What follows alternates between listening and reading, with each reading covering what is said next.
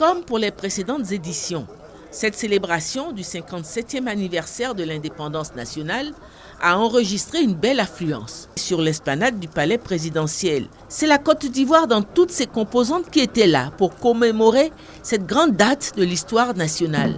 Le président de la République en premier, avec à son côté son épouse, la première dame de Côte d'Ivoire, les présidents des grandes institutions de la République, les représentants des missions diplomatiques et institutions internationales, autorités politiques et administratives, autorités coutumières, chefs religieux, chefs d'entreprise, travailleurs, paysans, artistes. En somme, une diversité saluée de tout temps comme un facteur du dynamisme national. Et c'est pourquoi la célébration de la fête d'indépendance est chaque année aussi l'occasion d'honorer au cours d'une cérémonie civile les compétences individuelles issues de cette diversité. Ouvrant cette année la cérémonie civile, la grande chancelière Henriette Dagri-Diabaté a lancé un cri de cœur à l'endroit de la classe politique ivoirienne face au contexte actuel de tension.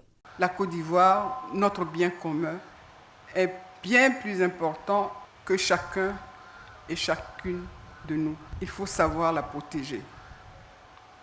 Souvenons-nous, nous avons eu du mal à nous relancer après le décès du président Félix Houphouët-Boigny. Souvenons-nous, notre transition démocratique s'est terminée en une crise post-électorale dramatique. Que ferons-nous après 2020 ? Et d'ores et déjà, que faisons-nous aujourd'hui, en 2017 ? Cette question s'adresse à l'ensemble de la classe politique, à tous les partenaires sociaux et au-delà, à tous les citoyens. De grâce, épargnons-nous une autre crise. Suivons la voie de l'union, de la discipline et du travail.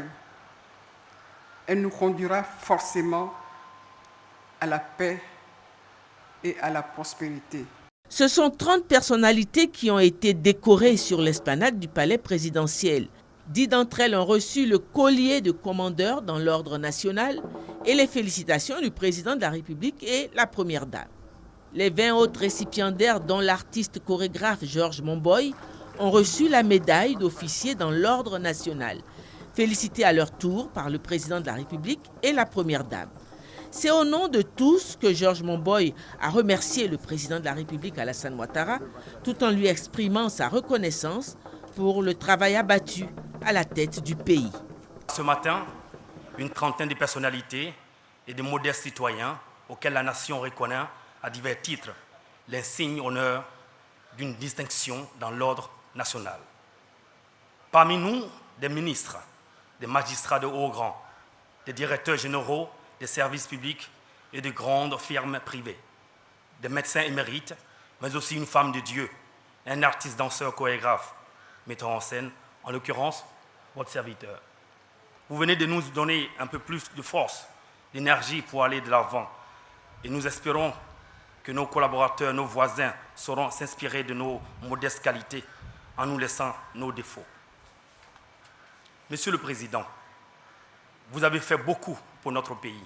Vous pouvez compter sur notre modeste contribution. Que le Seigneur vous accompagne.